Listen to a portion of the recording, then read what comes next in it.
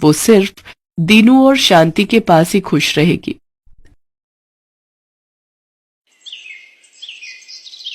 उर्मिला माधोपुर गांव में रहती थी। उसके पास पारो नाम की एक पालतू गाय थी।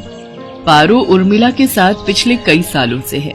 पति के देहांत के बाद इसी गाय के सहारे उर्मिला ने अपने परिवार को चलाया। उसकी गाय का दूध पूरे गांव में मशहूर था।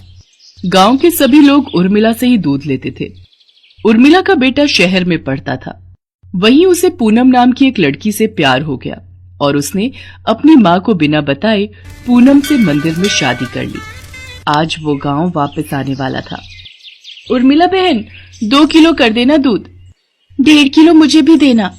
क्या बात है उर्मिला बहन, आज तो तुम बड़ी खुश दिखाई दे रही हो।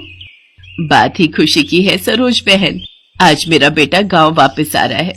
बस जल्दी जल्दी काम निपटाकर उसी के लिए बढ़िया बढ़िया पकवान बनाऊंगी।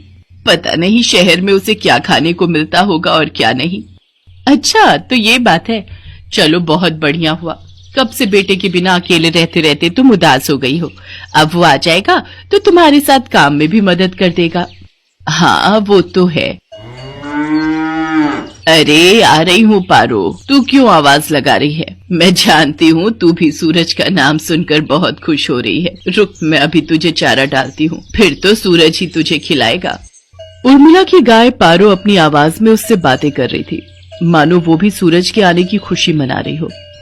शाम के समय सूरज आ जाता है, पर अपने बेटे के साथ बहू को देखकर उर्मिला को बहुत बुरा लगता है। माँ तुम नाराज मत हो, सब कुछ बहुत जल्दबाजी में हुआ। पूनम के पिताजी की तबीयत ठीक नहीं थी और वो चाहते थे कि हम ये शादी जल्दी से जल्दी कर लें, इसलिए मैं आपको बता ही नहीं पाया। पर अब मैं आपके साथ ही रहूंगा, आप चिंता मत करो। और माँ पूनम बहुत अच्छे स्वभाव की पढ़ी लिखी लड़की है, आप एक दूसरे को आसानी से समझ जाओगे।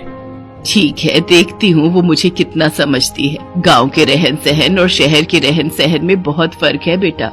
उर्मिला की तरह पूनम घर के कामकाज नहीं कर पाती थी। उसे तो घर का कोई भी काम करना नहीं आता था। सूरज, तुमने मुझे कहाँ लाकर पटक दिया है?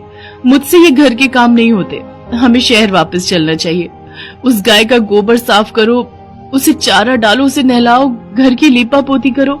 ये सब करके तो बदबू के मारे मेरा बुरा हाल हो रहा है। ऊपर से तुम्हारी माँ को माँ जी का नाटक करते हुए लहसुन प्याज ही काटती रह जाऊंगी। कैसी बातें कर रही हो पूनम? यहाँ पर सारा कामकाज बना हुआ है।